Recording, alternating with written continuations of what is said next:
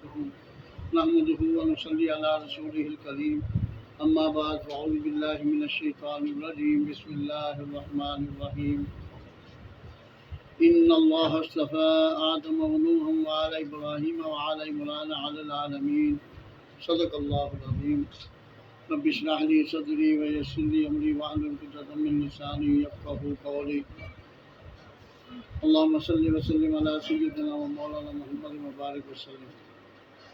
اس سورہ آل عمران کی آیت نمبر 33 سے لے کر 37 تک ہم نے صبح آپ کو تلاوت کی تھی اور ترجمہ بھی کر دیا تھا، تو 30 اور 31 کی تفسیر صبح کی تھی، اسی کا تسلسل ہے۔ اللہ سبحانہ و تعالیٰ کی مدد، اللہ تعالیٰ کی نصرت، جو اللہ کے رسول صلی اللہ علیہ وسلم کی اتباع کرے گا تو اللہ کی محبت شامل حال ہو جائے گی، اس کا ذکر تھا۔ اور آپ صلی اللہ علیہ وسلم اللہ کی اطاعت اور آپ صلی اللہ علیہ وسلم، وہ حدیث میں نے آپ کو سنا دی تھی، یاد رکھنا ہے۔ آپ صلی اللہ علیہ وسلم من اطاعنی فقد احبنی ومن احبنی کان معی فی الجنہ، ترمذی کی یہ روایت ہے۔ فرمایا جس نے میری اطاعت کی اس نے مجھ سے محبت کی، اور جس نے مجھ سے محبت کی وہ جنت میں میرے ساتھ ہوگا۔ تو یہ بات اچھی طرح سمجھ لیں کہ قول سے محبت کا دعویٰ کرنا یہ تو ٹھیک ہے، قول سے بھی ہونا چاہیے، لیکن جب تک اس کے ساتھ عمل نہ ہو، سمجھ رہے نا، جب تک اس کے ساتھ عمل نہ ہو، اطاعت نہ ہو، تو وہ دعویٰ محبت ہی تک رہ سکتا ہے، لیکن اس کا فائدہ قیامت کے دن نہیں ہوگا۔ کیوں نہیں ہوگا؟ کہ اسے جھوٹ بولنا ہے۔ تو محبت کا تو لازمی تقاضا ہے عمل کرنا، جس سے محبت ہو، اس کی ہر چیز سے، ہر ادا سے محبت ہوتی ہے، اس کی ہر ادا اپنانے کی انسان کوشش کرتا ہے۔ یہ آپ اچھی طرح سمجھیں۔ اگر ہر ادا اور ہر اس کی کوشش نہ کرے عمل کرنے کی، تو گویا کہ وہ دعویٰ جھوٹا ہے، کہہ تو رہا ہے لیکن حقیقت میں وہ منافقت ہے۔ اور دوسری بات یہ ہے کہ اطاعت اور محبت مل کر اتباع بنتے ہیں، اور اتباع کی دو مثالیں میں نے آپ کے خدمت میں عرض کر دی۔ ہر چیز میں آپ کی اتباع ہو، کمال درجے کی اتباع ہو، کوشش کی جائے، کوشش کرنے میں حاضر نہیں، مطلب چہرہ سنت کے مطابق ہو، داڑھی ہو، اسی طرح مثال لباس بھی ہو، اسی طرح سر پر جو امامہ بھی ہو، ٹوپی بھی ہو جائے، ننگا سر نہ ہو۔ تو اسی طرح مثال کے طور پر پاجامہ یا شلوار ٹخنوں سے اونچی ہو، یہ سب سنتیں ہیں۔ اور اسی طرح آپ کا بول، آپ کا اخلاق، آپ کا کردار، یہ بھی آپ صلی اللہ علیہ وسلم کے مطابق ہونا چاہیے، کوشش ہونی چاہیے کہ جتنا زیادہ قریب حضور پاک صلی اللہ علیہ وسلم کے ہوتا جائے گا انسان، اتنا زیادہ سے زیادہ اللہ کا محبوب اور قرب حاصل ہوتا چلا جائے گا۔ اور جتنا اللہ کے رسول صلی اللہ علیہ وسلم کی اتباع اور اطاعت سے دور ہوگا، اتنا ہی اللہ سے بھی دور ہوگا۔ یہ بات اچھی طرح سمجھیں، یہ اصول ہے، پھر سمجھ لیجیے بنیاد ہے۔ اگر اللہ سبحانہ و تعالیٰ کے پیارے محمد صلی اللہ علیہ وسلم کی سنت، اتباع اور اطاعت اور محبت نہیں ہوگی تو اللہ سے بھی اتنا ہی دور ہوتا چلا جائے گا۔ جتنا اللہ کے رسول صلی اللہ علیہ وسلم کی اطاعت، محبت، اتباع ہوگی، اتنا ہی اللہ کی محبت اور قرب زیادہ سے زیادہ ہوتا چلا جائے گا، وہ اللہ کا ولی بن سکتا ہے۔ اور اللہ کا ولی بننے کے لیے لازمی اتباع رسول ہے۔ اگر اتباع رسول نہیں ہے تو کوئی ولی ہونے کا دعویٰ کرے، جتنا مرضی عالم ہو جائے، جتنا مرضی بڑا مفکر بن جائے، جتنا بڑا فلسفی بن جائے، جتنا بڑا کچھ ہو جائے، اگر اتباع رسول نہیں تو کوئی ولی نہیں، ولایت نہیں۔ ولایت ملتی اسی کو ہے جو اتباع رسول ہو صلی اللہ علیہ وسلم۔ سمجھے؟ اب آئیے آگے مضمون کی طرف۔ یہ میں نے سابقہ مضمون جو ہے اس کے ساتھ مطابق اب یہ فرمایا، بے شک اللہ سبحانہ تعالیٰ، ان اللہ اصطفیٰ، اصطفیٰ یصطفی کے معنی اللہ یصطفی من الملائکۃ رسلا من الناس، یہ سورہ حج میں بھی آتا ہے۔ اللہ پسند کر لیتا ہے، چن لیتا ہے فرشتوں سے بھی اور انسانوں میں سے بھی رسولوں۔ تو حضرت جبرائیل علیہ السلام کو چنا، تمام ملائکہ میں سے، انسانوں میں سے، رسولوں میں سے چنا نبی کریم صلی اللہ علیہ وسلم کو۔ تو فرمایا یہاں پر بے شک اللہ نے چن لیا ہے آدم، حضرت آدم علیہ السلام، سب سے پہلے نبی اور رسول حضرت آدم علیہ السلام، پہلے انسان حضرت آدم۔ تو حضرت آدم علیہ السلام کو چنا، انہوں نے بھی اسی چیز کو اپنی امت کو دعوت دی ہے، اپنے لوگوں کو دعوت دی، اللہ کی محبت کی، اللہ کی وحدانیت کی۔ ونوحً، اور حضرت نوح علیہ السلام کیسی محنت کی ہے 950 برس تک کہ اللہ کے سوا کوئی الہ نہیں، کوئی معبود نہیں۔ معبود دیکھیے، میں نے پہلے بھی بتایا تھا کہ معبود جو ہے جس کی عبادت کی جائے، عبادت اسی کی جاتی ہے جس سے محبت ہو۔ تو عبادت اگر محبت کے جذبے کے ساتھ ہے تو یہ تو بہت نور اللہ نور ہے. اسی طرح اطاعت محبت کے جذبے کے ساتھ ہو تو اتباع بن جاتی ہے. اگر محبت نہیں، خالی اطاعت ہی اطاعت ہے، تو گویا کہ وہ ہمارے بندے کی بھی اطاعت ہوتی ہے، جیسے غلام کر لیتا ہے اپنے آقا کی. غلام بھی تو اپنے آقا کی اطاعت کرتا، جو وہ حکم دیتا ہے مانتا ہے، لیکن اس کا دل نہیں مان رہا. ساری رات چکی پیسو، اس کا دل کرتا ہے نا ساری رات چکی پیسو. اس کا مطلب وہ اطاعت کر تو رہا ہے مالک کی، آقا کی، لیکن مارے باندھ ہے. لیکن اللہ اور اس کے رسول کی جو اطاعت ہے وہ محبت کے جذبے کے ساتھ ہو، اللہ سبحانہ تعالیٰ سے بھی محبت ہو، اللہ کے رسول صلی اللہ علیہ وسلم سے بھی محبت ہو، تب وہ کام بنتا ہے، تب وہ ہوتی ہے. تو اس لیے فرمایا حضرت نوح علیہ السلام نے بھی اپنی جان کی بازی لگا کر 950 برس تک اللہ کی طرف دعوت دی، یعنی اللہ کی محبت کی طرف. اور اعلیٰ ابراہیم اور حضرت ابراہیم علیہ السلام کی آل نے بھی یہی کام کیا. حضرت ابراہیم علیہ السلام کو میں نے آپ کی خدمت میں کئی مرتبہ عرض کیا کہ 2 بیٹے تھے. حضرت اسحاق علیہ 5 بیٹے تھے، لیکن 2 نبی اور رسول ہوئے، جن میں سے حضرت اسماعیل علیہ السلام اور حضرت اسحاق علیہ السلام. 3 بیٹے اور ان کے تھے، لیکن وہ نبی اور رسول نہیں تھے. ایک کا نام مدین تھا رحمہ اللہ تعالیٰ، ایک کا نام مدائن تھا رحمہ اللہ تعالیٰ، ایک کا نام کیدار تھا. کیدار، یہ 3 بھی بڑے بزرگوں میں سے تھے، لیکن حضرت ابراہیم علیہ السلام کے آل میں سے. یہ سب نیک تھے، ان سے اولادیں چلی نہیں. آگے فرمایا وَآلَ عمران، وَآلَ عمران، حضرت عمران کی آل جو ہے. یہ عمران کون ہے؟ یہ ذرا یہاں لوگوں کو شک ہو جاتا ہے، کیونکہ حضرت موسیٰ علیہ السلام کے والد کا نام بھی عمران تھا. موسیٰ ابن عمران بن قیس بن لاوا بن یعقوب بن اسحاق بن ابراہیم. یہ اس طرح حضرت موسیٰ علیہ السلام کا نام، والد کا نام بھی عمران تھا. تو وہ لوگ یہ سمجھتے ہیں شاید یہ حضرت موسیٰ علیہ السلام کی اولاد کا ذکر کیا جا رہا ہے. تو یہاں کیونکہ ذکر آ رہا ہے حضرت عیسیٰ علیہ السلام کا اور حضرت مریم علیہ السلام کا، یہ سب کا، تو آل عمران عمران بن ابن ماسان یہ بنی اسرائیلی کے ایک شخص تھے جو مسجد اقصیٰ کے امام اور خطیب تھے اور ذمہ دار تھے، محتم تھے، نگران تھے، یوں سمجھ لیں سارا کچھ تھے. یہ وہ عمران ہیں. ان کی بیوی زوجہ محترمہ حنہ بنت فاقوس اور حضرت زکریا علیہ السلام کی جو بیوی تھی حضرت عشایہ بنت فاقوس، یہ دونوں بہنیں تھیں. اور حضرت مریم جو تھی وہ حضرت حنہ بنت فاقوس کی بیٹی تھی، یعنی کہ حضرت عمران حضرت مریم علیہ السلام کے والد محترم سے، اور حضرت مریم سے حضرت عیسیٰ علیہ السلام پیدا ہوئے بن باپ کے. تو حضرت عیسیٰ کے والد کوئی نہیں تھا، اس لیے قرآن مجید میں 19 مرتبہ تقریباً حضرت مریم کا ذکر ہے، اور بار بار یہی فرمایا عیسیٰ ابن مریم، عیسیٰ ابن مریم، عیسیٰ ابن مریم. کیوں؟ تاکہ یہ واضح ہو جائے کہ ان کا والد کوئی نہیں تھا حضرت عیسیٰ کے. وہ اللہ کے امر کن تھے، اللہ کا کلمہ تھا کن ہو جا، وہ ہو گئے تھے. سمجھ رہے ہیں؟ حضرت جبرائیل علیہ السلام نے ان کی حضرت مریم کے گریبان میں پھونک ماری، اس سے عمل ٹھہرا، اس سے وہ حضرت عیسیٰ علیہ السلام پیدا ہوئے. تو بات سمجھے؟ تو یہ آل عمران وہ ہیں.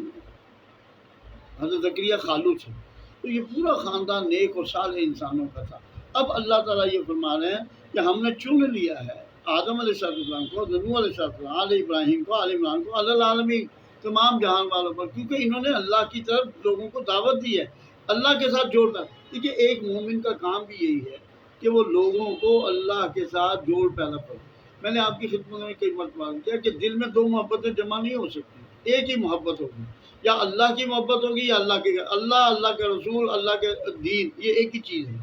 اس کی محبت ہوگی، یا پھر یہ کیا ہوگا کہ اللہ کے غیر کی محبت ہوگی. وہ دنیا کی محبت ہم نے پیچھے گنوا دی ہیں، زُیّنَ لِلنَّاسِ حُبُّ الشَّهَوَاتِ میں.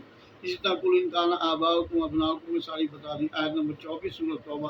یہاں زُیّنَ لِلنَّاسِ پیچھے پر. تو یہ دنیا کی محبت، مال کی محبت، عورتوں کی محبت، مال و دولت کی، یہ سب محبتیں اللہ نے خود رکھی ہیں بطور امتحان کے. اب یہ محبتیں مغلوب ہوتی ہیں، یہ غالب آ جاتی ہیں. تو یہ جو انبیاء علیہ السلام تھے، ان کو اللہ نے صرف اپنی محبت کے لیے چن لیا تھا، اور اسی چیز کی وہ دعوت دیتے تھے دنیا کو، اسی تمام عالمین پر چن لیا. اسی طرح امت محمد صلی اللہ علیہ وسلم کو بھی چن لیا، کیونکہ وہ بھی ان کی بھی ذمہ داری ہے.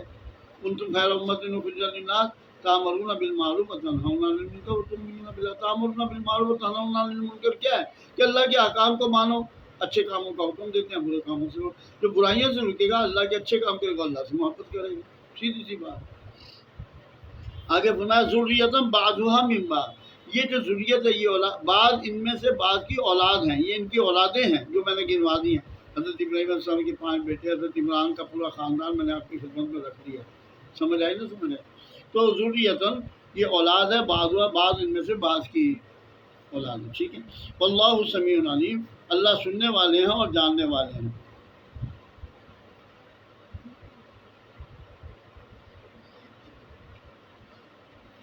اب آگے ذکر آ رہا ہے، دیکھیے ایک بات اور سن. حضرت عمران ابن معصام رحمہ اللہ تعالیٰ جو تھے مسجد اقصیٰ کے، ان کے ہاں ایک بیٹا بھی پیدا ہوا تھا جس کا نام تھا ہارون. اب ہارون کو بھی سمجھنے بعض لوگ اشکال پیدا کر لیتے ہیں اپنے ذہن میں کہ شاید یہ ہارون وہ ہیں جس کا قرآن میں ذکر ہے، وہ حضرت کیا نام ہے موسیٰ علیہ السلام کے بھائی جو تھے، حضرت ہارون بن عمران بن قیس بن لاوا بن یعقوب بن اسحاق، وہ نہیں ہے یہ مراد، کیونکہ اس کا ذکر قرآن مجید میں سورہ مریم میں آیا واضح طور پر. یا اخت ہارون ماں کان ابوک امرأ سوء وما کانت امک بغیہ، اے ہارون کی بہن. تو حضرت جو تھے نا عمران بن معصام یعنی حنہ بنت فاقود کے ایک بیٹے تھے جن کا نام تھا ہارون. وہ جوان، وہ بھی بہت نیک تھے، بڑے صالح تھے. میں نے کہا نا پورا خاندان ہی بہت صالح تھا، انبیاء کی اولادوں میں سے. تو فرمایا وہ جوانی میں فوت ہو گئے. اب جوانی میں فوت ہو گئے، حضرت حنہ بھی بوڑھی ہو گئی، 89 ایئرز اولڈ ہو گئے، اور حضرت جو ہے کیا نام ہے حضرت عمران بن معصام یہ بھی بوڑھے ہونے لگے.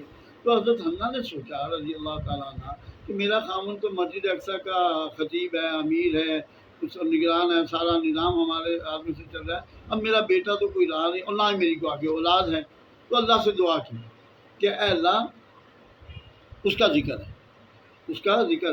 تو جو ہی بیٹا فوت ہوا تو یہ دل میں خیال پیدا ہوا حضرت حنہ کے رضی اللہ تعالیٰ. تو اللہ تعالیٰ نے پھر خوشخبری سنا ہے جی، وہ اللہ تعالیٰ نے ایک اولاد پیدا کر دی. ابھی پیدا تو نہیں کی، ابھی ماں کے پیٹ میں ہی ہے وہ سارا معاملہ. تو اس میں انہوں نے دعا کی ہے اللہ تعالیٰ سے. جب ان کو یہ پتہ چل گیا کہ میرے ہاں اولاد ہوگی تو اس کا ذکر ہے یہاں پر. فرمایا اذ قالت امرأۃ، یعنی جب عمران کی بیوی نے کہا، عمران میں نے بتا دیا عمران ابن معصام، اور امرأۃ سے کیا مراد ہے؟ حنہ بنت فاقود نے کیا کہا؟ ربی. میں نے کہا نا ربی کا لفظ یہ پھر لکھ لیں یا بھول نہ جائے، اصل میں یہ یا ربی ہے، یا بھی ہے اس کے ساتھ. ربی جہاں بھی قرآن میں آئے گا وہ اصل میں کیا تھا؟ یا ربی، یا حرف ندا محذوف ہو گیا، یا بھی تخفیف کے لیے حذف کر دی گئی تو ربی ہو گیا. یہ کسرہ واضح کر رہا ہے کہ یہاں یا محذوف ہے. تو ہے اصل میں کیا؟ یا ربی، اے میرے پروردگار، اے میرے پالنے والے. اب دعا کر رہی ہیں اے میرے پروردگار، اے میرے پالنے والے، انی بے شک میں نظر کرتی ہوں، لکا تیرے لیے، معافی بطنی جو میرے پیٹ میں ہے. وہ بچے کی امید تو ہو گئی نا. تو اب کہا کیا؟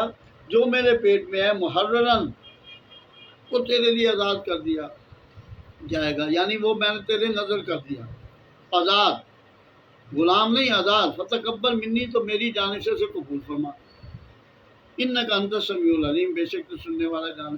یہاں ایک بات ہے، دیکھو عمر کتنی ہو گئی، خامد بھی بوڑھا ہو گیا تو نا امید نہیں ہوئی. کیوں؟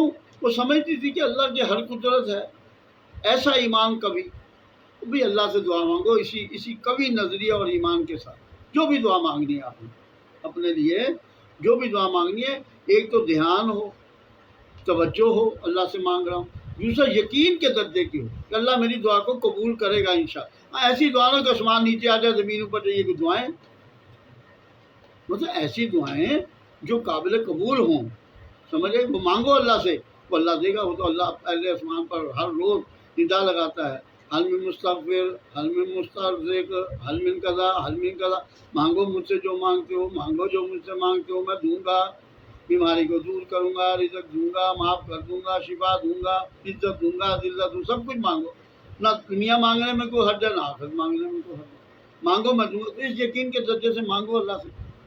تو فرمایا انک انت السمیع العلیم، بے شک تو سننے والا اور جاننے والا ہے، تو ساری میری چیزوں کو جانتا ہے. اللہ میں تو کس نیت سے مانگ رہی ہوں تجھ سے کہ آگے یہ صدقہ جاریہ بنے، دین کے کام کرے. تو اس نیت سے دعا کرنی چاہیے.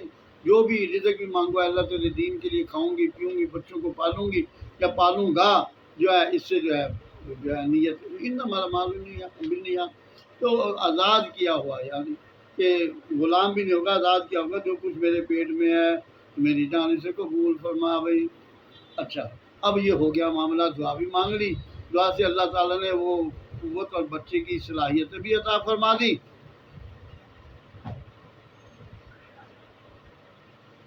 بات سمجھ گئے نا؟ انکا انت السمیع العلیم، بے شک تو سننے والا جاننے والا ہے۔ اب ہوا کیا؟ فلما وضعت، پس جب جن دیا اس کو، اس نے جنا، وضعت کے معنی وضع کا معنی ہوتا ہے جننا، وضع حمل جسے کہتے ہیں۔ تو فلما وضعت، جب جن دیا اس نے، قالت کہنے لگی، کون؟ حملہ بنت باقور رضی اللہ تعالیٰ عنہ کہنے لگی، ربی، وہی ربی پھر آ گیا، دیکھو یا ربی ہے سر، ربی ہے میرے پروردگار، انی بے شک میں نے وضعتها، میں نے جنا ہے اس کو، بچی ہو گئی، انسا لڑکی، میں تو لڑکے کی تلاش میں تھی، لڑکا بنتا ہے جو ہے وہ کیا نام ہے کام کرنے والا ہے جی، تو یہ تو لڑکی ہوگی، اللہ اب میں کیا کروں، لیکن چونکہ میں تجھ سے وعدہ کر چکی ہوں ہے جی کہ میں نظر کروں گی جو کچھ میں، ماں بھی ماں جو ہے عام ہے، اس میں لڑکے کی قید نہیں، لڑکی کی قید نہیں، جو کچھ بھی میرے پیٹ میں ہے۔ اب اگرچہ نیت اور خواہش تو لڑکے کی تھی، تو اس سے ثابت ہوا لڑکے کی خواہش رکھنا بھی بری شے نہیں ہے، اچھی چیز ہے، کوئی بری بات نہیں۔ کیوں؟ وہ ذرا طاقتور ہوتا ہے بنسبت لڑکی کے، اس لیے وہ گھر کے کام کرتی ہے، باہر کے کام لڑکے نے کرنے ہوتے ہیں، تو اس لیے کہا کہ باہر کی یہ ساری ذمہ داری جو ہے مسجد کی بھی، امامت اور خطابت کی بھی، یہ لڑکی تو نہیں کر سکتی۔ لیکن چونکہ جو کچھ کا اب جو کچھ کہنے سے جو نظر مانی ہے وہ تو پوری کرنی ہے، نظر کر ماننا تو واجب ہے۔ لیکن ایک بات یاد رکھیں، اس میں ایک مسئلہ ہے، مسئلہ یہ پہلی شریعت میں تو ایسی نظر ماننا جائز تھا۔ دیکھیے ایک شخص محررن کہا نا، آزاد، محررن آزاد کیا ہوا، تو اس میں ایک مسئلہ سمجھ لیں، پہلی امتوں میں تو یہ جائز تھا، جیسے کہ انہوں نے نظر مانی جو میرے پیٹ میں ہے میں اسے تیرے حوالے کرتی ہوں۔ دیکھیے جب ایک انسان آزاد ہوتا ہے وہ خود اپنی جان اور اعمال کا مالک ہوتا ہے، کوئی باپ بھی، کوئی ماں بھی، کوئی بھائی بھی، کوئی بہن بھی اس کا مالک نہیں بن سکتا۔ یہ میری بات اچھی طرح سمجھ لیں، ہماری شریعت میں اگر ہم یہ کہیں کہ اللہ جو میرے پیٹ میں ہے میں نے تیرے لیے نظر مانی، تو یہ نظر ٹھیک نہیں ہوگی۔ کیوں نہیں ہوگی؟ کہ جب وہ بڑا ہوگا اس کو اختیار اپنا حاصل ہے خود بخود، اگر اس کے اختیار کو وہ کہے جی میں نہیں ہونا چاہتا، فرض کرو ایک بچہ کہتا ہے لڑکی یا لڑکا کہ میں تو نہیں ہونا چاہتا، میری مرضی نہیں ہے، آپ کون ہوتے ہیں میری اس مرضی میں دخل کر؟ اس کا مطلب پھر تو وہ لا اکراہ فی الدین والی ساری کیفیت ہی ختم ہو گئی، دین میں کوئی جبر نہیں، سختی نہیں ہے جی۔ تو اس کا مطلب تم تو جبر کر رہے ہو، سخت کر رہے ہو، لازماً اس پر یہ فرض کر دیا کہ تم نے یہ کام کرنا ہے کیونکہ میں نے نظر تو دوسرے کی نظر کیسے مان سکتا ہے؟ اس لیے یہ ہماری شریعت میں جائز نہیں ہے۔ نمبر 2، ہاں مثلا روزے کی نیت کرنا، مال خرچ کرنے کی نیت کہ میرا یہ کام ہو جائے، یہ ہو جائے گا، میں یہ کر دوں گی، میں بکرا دے دوں گی، میں دیکھ دے دوں گی، میں فلاں، لیکن اللہ کے نام، اللہ کے سوا نہیں، یہ بات سمجھا نا۔ اس سے تو فرمایا انی نظرت لکا ہے، اللہ تیرے لیے ہے اور غیر کے لیے نہیں ہے، تو اللہ کے لیے نظر ماننا، لیکن اس جس پر اختیار نہیں ہے، جہاں ملکیت نہیں ہے، تو وہاں نظر نہیں مانی جائے۔ ان کے ہاں تھی، انہوں نے مانگ لی، لیکن ہماری شریعت میں یہ جائز نہیں ہے کہ ہم بیٹا ہوگا تو اللہ تیرے دین کے لیے وقف کر دوں گا یا وقف کر دوں گی، ٹھیک ہے نا، اور وہ مانے نہ بڑا ہو کر، تو پھر تمہاری نظر کہاں جائے گی؟ اسی یہ شریعت میں جائے، ہاں چیزوں کی کر لیتی جائے۔ تو یہاں فرمایا ہے اللہ، یہ تو میں نے کہا تھا لڑکا، میں نے دل میں خیال کیا تھا تو ہو گئی لڑکی، تو اللہ سبحانہ وتعالیٰ فرما رہے ہیں واللہ اعلم بما وضعت، اللہ خوب جانتا ہے اس چیز کو جو جنا گیا، جو جنا ہے، یعنی جو چیز پیدا ہوئی ہے مجھے معلوم ہے، میرے حکم سے ہی ہوا ہے سارا کچھ۔ ولیس الذکر کالانثیٰ، اور ذکر نہیں ہے یعنی مرد نہیں ہے لڑکی کی طرح، ایک تو ساخت مختلف ہے، لڑکی کی ساخت اور ہے، لڑکی کی ساخت اور، ایک معنی تو یہ۔ دوسرا معنی یہ ہے کہ سوچ اور فکر میں بھی لڑکے اور لڑکے میں فکر ہوتا ہے، فرق ہوتا ہے۔ جو لڑکا کام کر سکتا ہے وہ لڑکی نہیں کر، مطلب جہاد فی سبیل جنگ ہے، فرض کرو ٹھیک ہے عورت بھی لڑ سکتی ہے، لیکن ساری عورتیں تو نہیں لڑتی، آپ کے سامنے کوئی ایک آدھ کو ایسی بہادر نکل آتی ہے لڑکوں کی طرح، مردوں کی طرح، لیکن سب تو نہیں ہوتی، سب تو پھر مرد ہی لڑتے ہیں جہاد میں یا اور معاملات میں۔ تو ولیس الذکر کالانثیٰ، لڑکا جو ہے لڑکی کی طرح نہیں ہے۔ اور یہ تیسری تفسیر یہ بھی کریے، جیسے یہ لڑکی پیدا ہوئی ہے کچھ جیسے کروڑ لڑکے بھی ہو جائیں گے تو اس جیسے نہیں ہو سکتے، یہ بھی مانا ہے کہ یہ جو لڑکی پیدا ہوئی ہے تیرے ہاں، یہ مریم علیہ السلام، یہ کروڑہ لڑکے آ جائیں اس جیسے تو نہیں بن سکتے اس جیسے. یہ بھی مانا ہے کہ یہ جو لڑکی ہے ایک کروڑوں سے بڑھ کر لڑکوں سے بڑھ کر ہے، اور وہ ہوا بھی ایسے ہی. ان کا نام 19 مرتبہ تقریباً قرآن مجید میں کسی عورت کا ذکر نہیں آیا قرآن مجید، بلکہ پہلی کتابوں میں بھی نہیں آیا. اب آپ اندازہ لگا لیں حضرت مریم کا کیسے. اب آپ اندازہ لگائیں، حضرت نوح علیہ السلام، حضرت لوط علیہ السلام کی بیویوں کا ذکر ہے. ضرب اللہ مثلا للذین آمنوا امرأۃ فرعون امرأۃ نوح و امرأۃ لوط. اسی طرح حضرت آسیہ رضی اللہ تعالیٰ عنہ کا بھی ذکر ہے.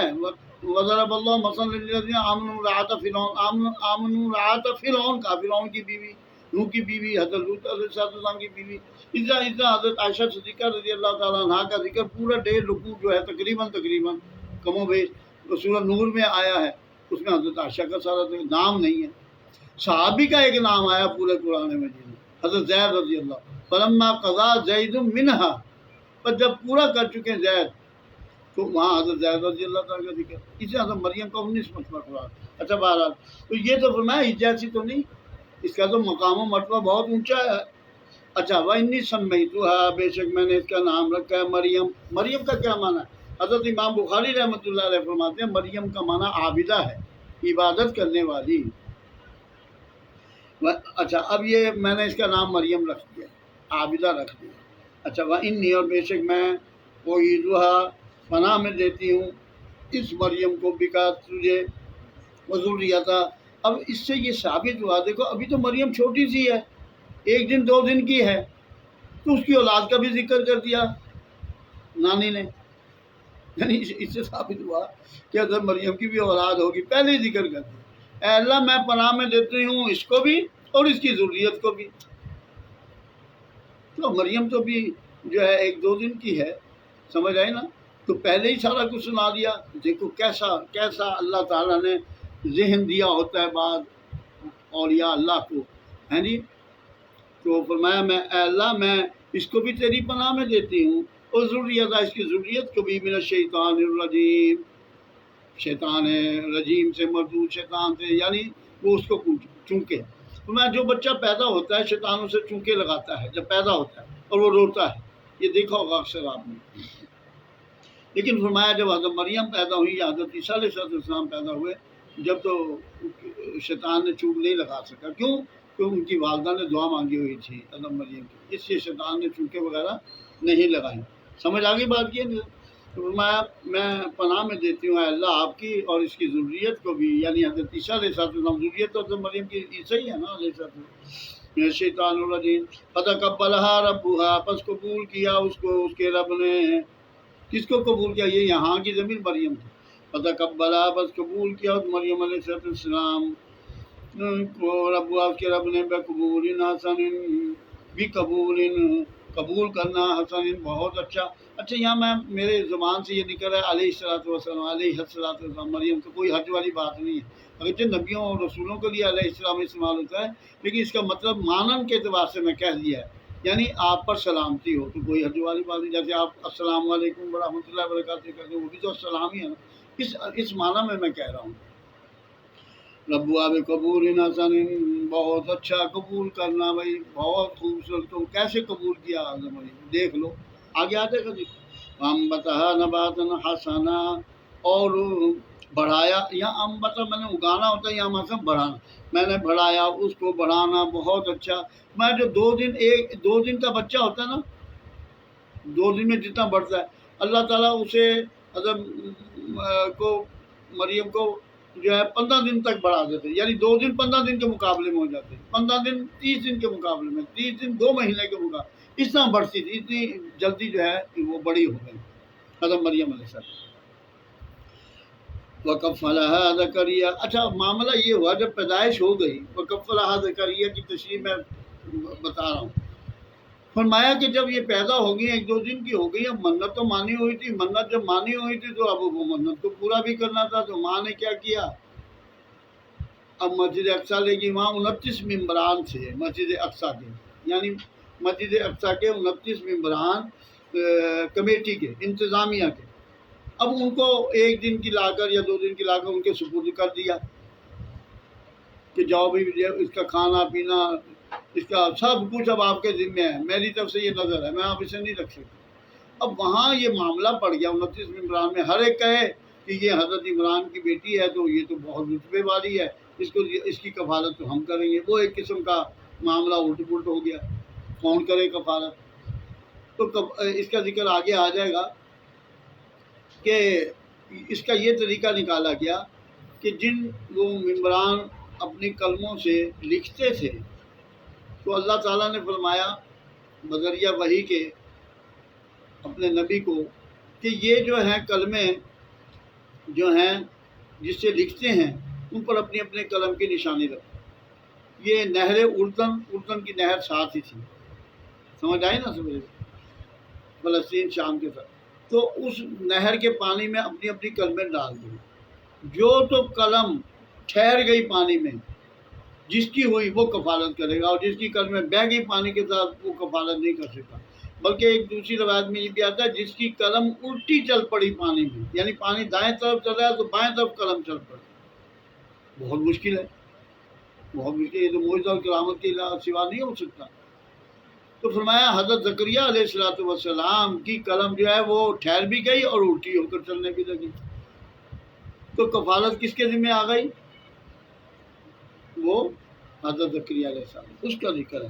وَكَفَّلَهَا زَكَرِيَّا، یہ میں نے بتا دیا طریقہ کیسے یہ کفالت آئی حضرت زکریا، کیونکہ یہ بھی مسجد اقصیٰ کے ان ممبران میں سے شامل تھے حضرت زکریا علیہ السلام۔ وَكَفَّلَ، یہ خالو تھے، شکے خالو تھے حضرت مریم کے، میں نے کہا نا اشعیا بنت فاقود جو ان کی خالہ تھی وہ حضرت حنہ بنت فاقود کی بہن تھی۔ وَكَفَّلَهَا زَكَرِيَّا، اور کفالت کی اس کی حضرت زکریا علیہ السلام نے۔ اب مسجد اقصیٰ کے اوپر ایک چبوترا سا تھا بنا ہوا کمرہ، جسے آپ کہتے ہیں محراب۔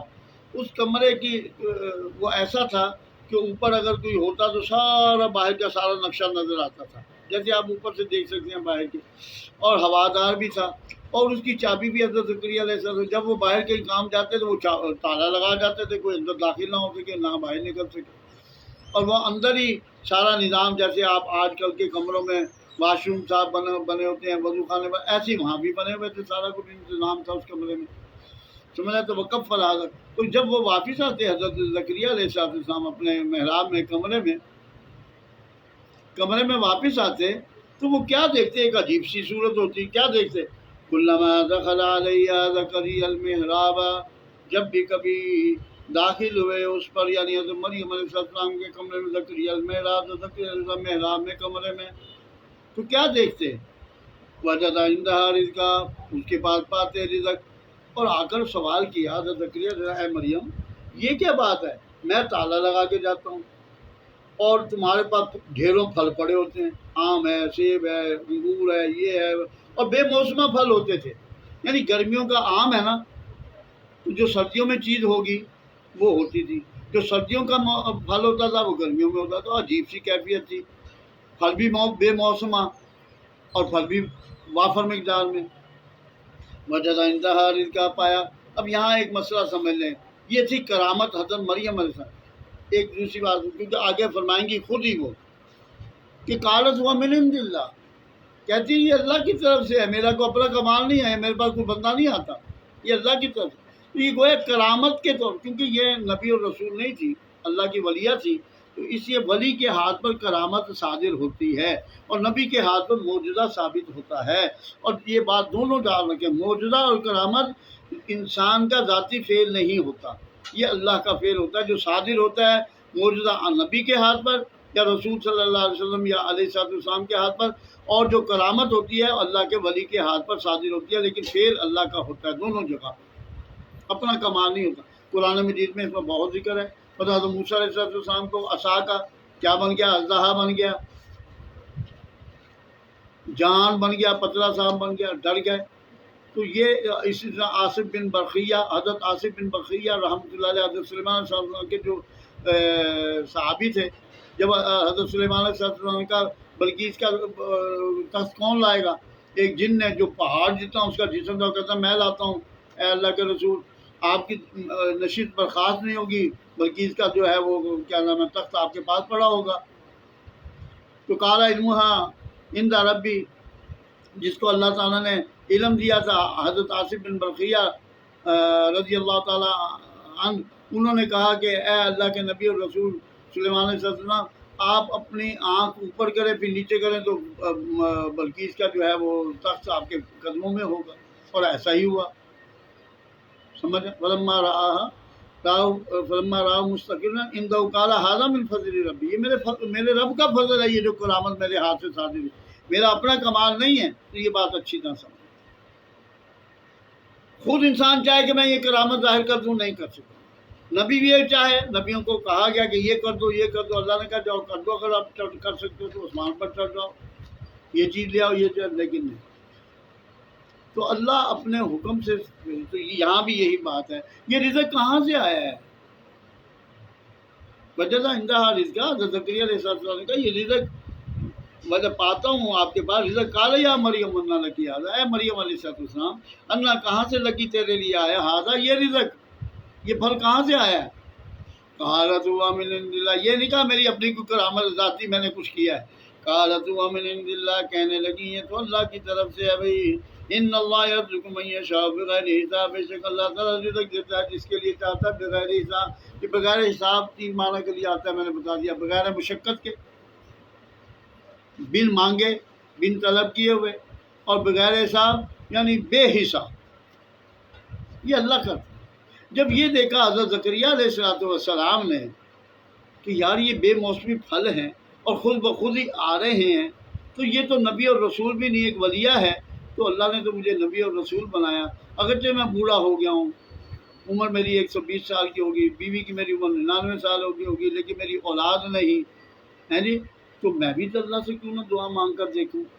جب یہ کچھ اللہ کی قدرت ہے، یہ قدرت کی نشانیاں دکھا رہا ہے، بن موسم پھل، تو میں بھی تو بن موسمہ ہو چکا ہوں نا.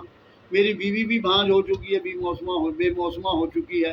تو میں اگر یہ بے موسمہ پھل یہاں آ سکتا ہے تو میرے پاس نہیں پھل آ سکتا، یعنی اولاد کا پھل.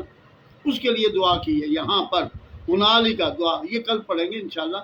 میں نے ویسے اشارہ کر دیا کیونکہ آگے لفظ آ رہا ہے ہنالی کا، یعنی اس مقام پر جب انہوں نے یہ چیزیں دیکھی تو دعا کی اللہ تعالیٰ سے. اقول قولی ھذا واستغفر اللہ لی ولکم ولسائر المسلمین والمسلمات، آمین یا رب العالمین.